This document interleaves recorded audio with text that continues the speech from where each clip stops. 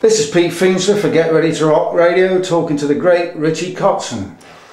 And I got to say, Richie, it's great to have you here. I can't believe that after all these years you finally got a box. Well, it's not a box set, it's a compilation of two CDs. Would have been a box, right? If it was vinyl. So this must be kind of a cathartic release for you, because you've done all this stuff, all these different things, you've had all these battles with record companies and stuff. Sure, yeah. And now you're able to get it all down into this. Has this taken a long time, a lot of planning? Actually, no, not really. It was the idea of the record label that put out the Winery Dog record. And, you know, I'm very fortunate that I have a really strong fan base, you know, for sure, globally. But apparently there were a lot of people in the rock community that heard my name but really didn't keep track of, you know, what I've been doing all these years. And so the question that I get asked is, I just want to get into your music, you've got like 20 records, where do I start? And so the concept of this wasn't necessarily to be like a best of or a greatest hits, because I no, it's a different thing entirely. It's more of a compilation to kind of show people what it is that I do today by using previous work, and put a few new songs on there.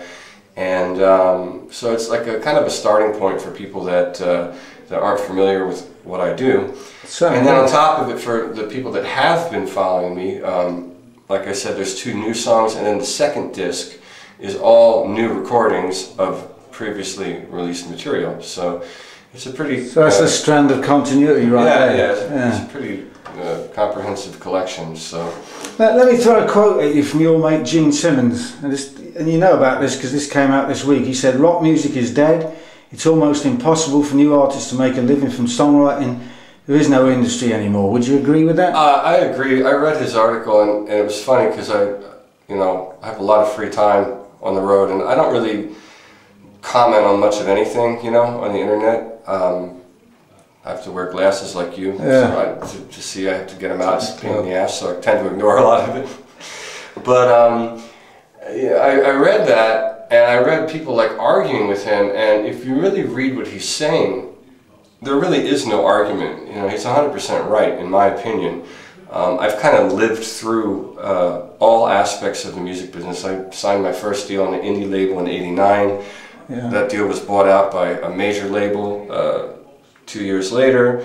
I experienced getting a big record deal and having a lot of talk, and then getting dropped and not making a record, and then getting signed again to a major label and making the record, and then having them decide not to release it, and then we forced them to release it, and they only printed up a handful of copies and all that nonsense. So I've kind of been through all aspects of the business, and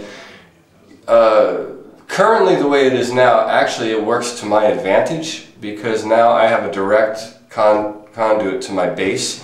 But the reality is that I was already able to establish a base through the old business model of the record industry. So it works for me, but the point of what he's saying that I agree with is that for a new band, he's right, there is no artist development. When I got my deal with Interscope, they paid me so that I could have enough free time to not get a day job, but to actually work and hone my craft and write with people and all that sort of thing.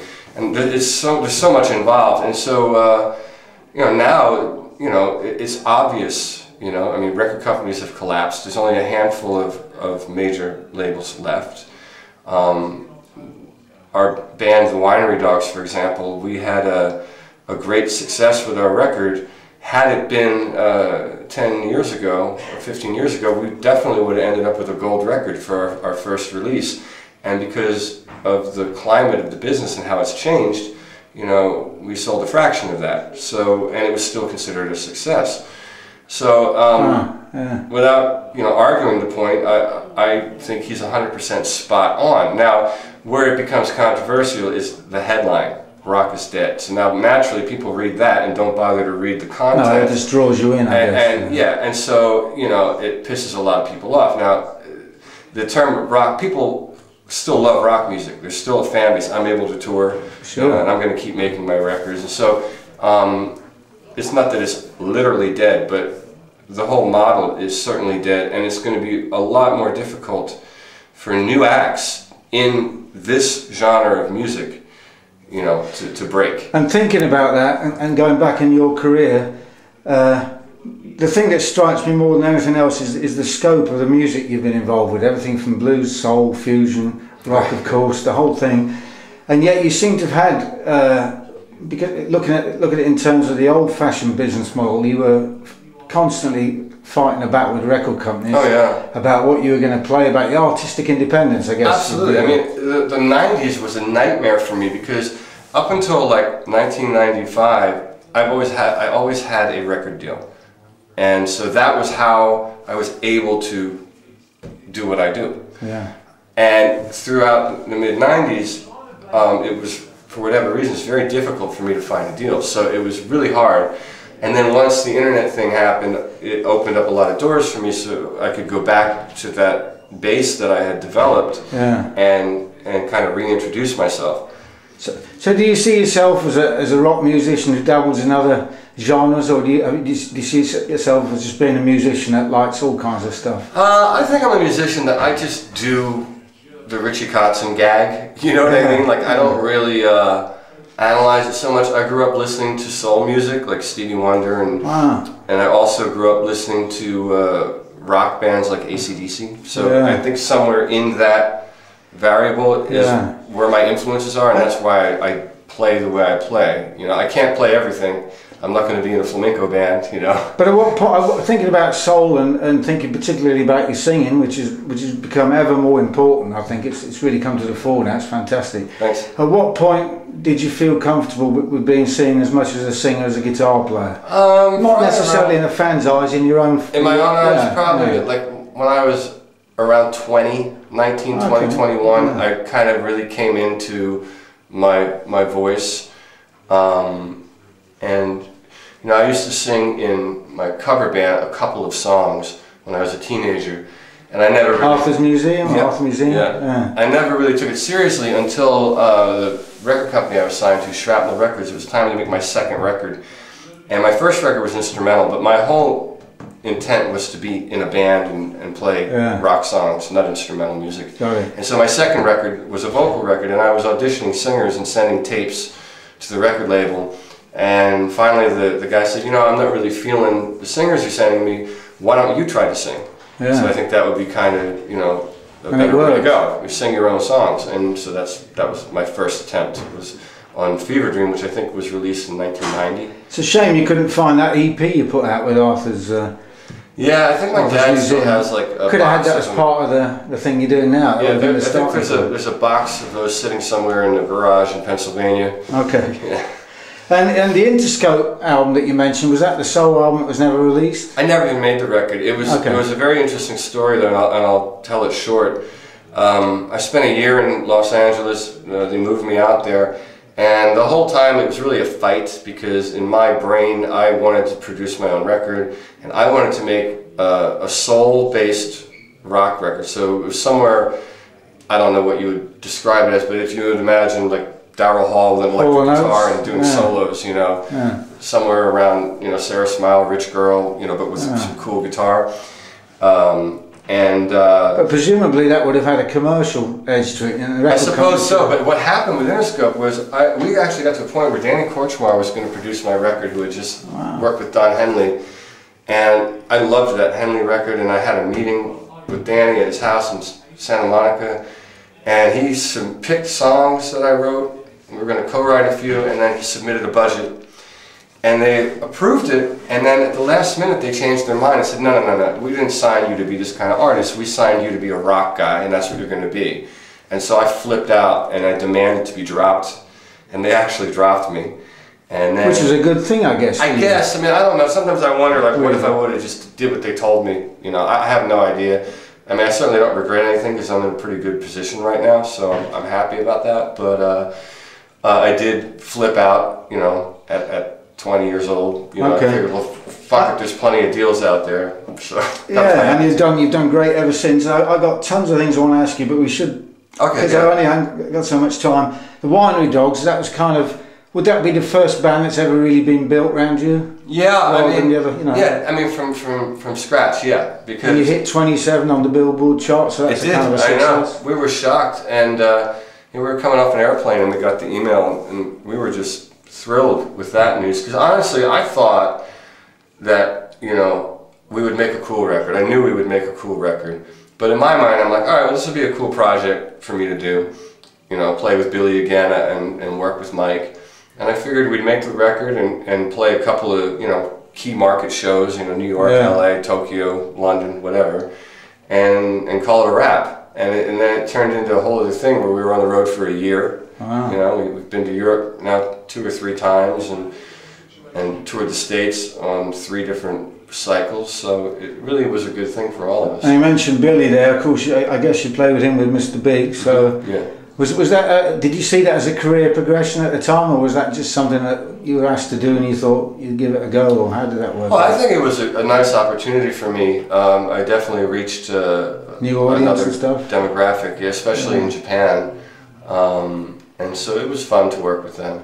Definitely. I'm kind of meandering in and out the chronology here, but I got to ask you about playing with Stanley Clarke and the fusion kind of thing. Now that for your rock fans, that would have been kind of off the radar, I guess. I know. Yeah. But for you, I guess it must have been a blast. Yeah, and I remember the audition because I had.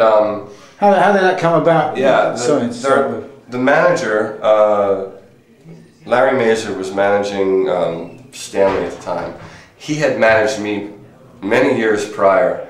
And I guess when Alan Holdsworth left the project, they needed a guitar player, and Larry played like this kind of fusion-esque record that I made when he was managing me, and they liked it and they wanted me to come in. So I went to the audition, and first thing they did was put a piece of sheet music in front of me, and I started laughing. I said, "What are you laughing at?" I said, "Well, I mean, this is going to take me all day to figure out what this is, you know." I haven't looked at sheet music since I was in school when I was playing, you know, drums in the marching band.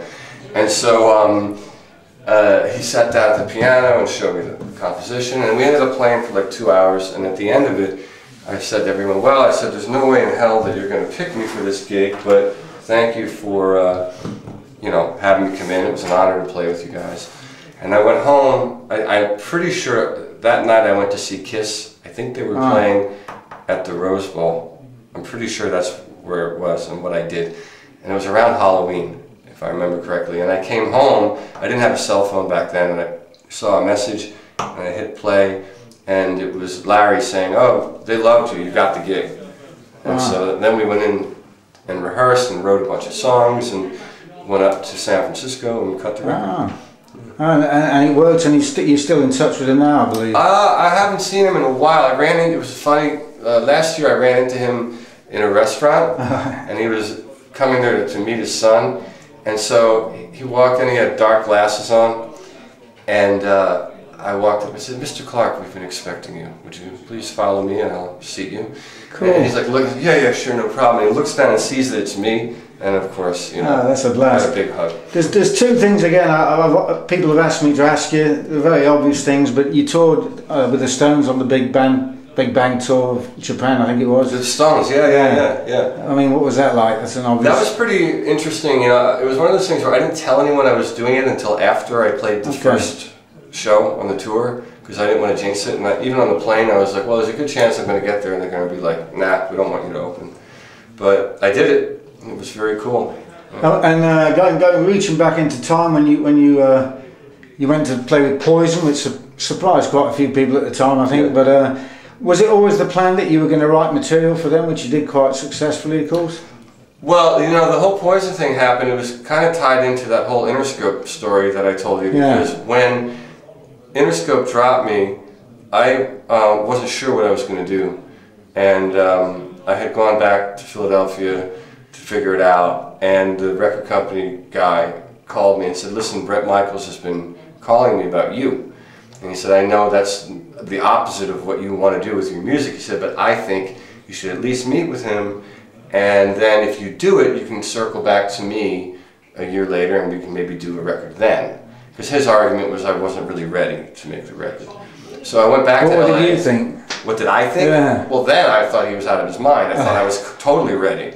In retrospect, I don't really know, because I'm such a different person now than I was then, so it's not even relevant. But I went out and I sat with Bret at his house in Calabasas, and I really liked him, and he said, look, we're looking for a band member, you know, we need someone to write with us and do everything. So you know, obviously I'm not in the band, it didn't last very long, but I think we made a really cool record considering the times. And going back to your solo career, I wanted to ask you just about Into the Black, which, given everything we've talked about, the change in the industry and everything else, you literally did everything yourself on that record, right? I did, yeah. You played everything, yeah. Produced it yourself, I guess, yeah. The whole thing, yeah. And presumably you just sold it to your fan base that you've been talking about. That was the first time I ever took a record and didn't even make a licensing deal, because back before that, you know, I couldn't really get a proper record deal, but I was able to get licensing deals where, like, a label in Italy, for example, would say, all right, well, we'll release your record, we'll give you an advance. And that was kind of how I was living for a while, I was just kind of taking these advances from Japan or Italy or UK or wherever I could find them, and then put the record out. But this time, I was like, I'm going to give this whole, you know, iTunes CD Baby thing a shot. And it worked, right? And it worked for me, yeah. And You Can't Save Me, I think, is like my most downloaded song. So.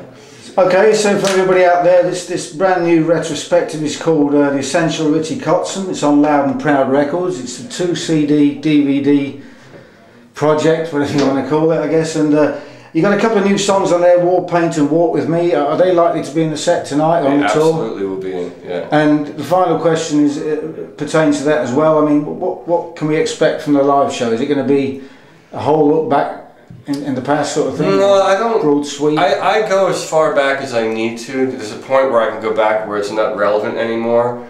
And I tend to just play songs that I think I still connect with, you know? So there's a few things from Into the Black, the 2 new songs, obviously. We're actually playing a brand new song that no one's heard yet because the record hasn't been released. Cool. So it's kind of an experiment. What's that called? Cannibals. All right. Okay. Yeah, and that's the name of my next solo record, and we're playing that song tonight. So that's kind of a surprise. Not a surprise anymore. Now everyone is going to. Final question then: was it weird going back to the old stuff? That maybe you didn't dig at the time, but it's going to be part of this double set that you put in. Well, I didn't put anything on that. That was the record. That was my key. I picked all the songs. You did. Okay. So you know, I made sure to pick songs. It's like almost like if you take if you do a photo shoot, you're gonna give the person your best picture. You know what I'm saying? So in my mind, this collection of songs is my best picture. Yeah. You know, so that's kind of how I looked at it. Great, it's been fantastic talking to you, Richie. Thanks. Have a great tour. It's been Pete Feenstra talking to Richie Kotzen for GetReadyToRock.com. Thank you. All right. And good night. Cool.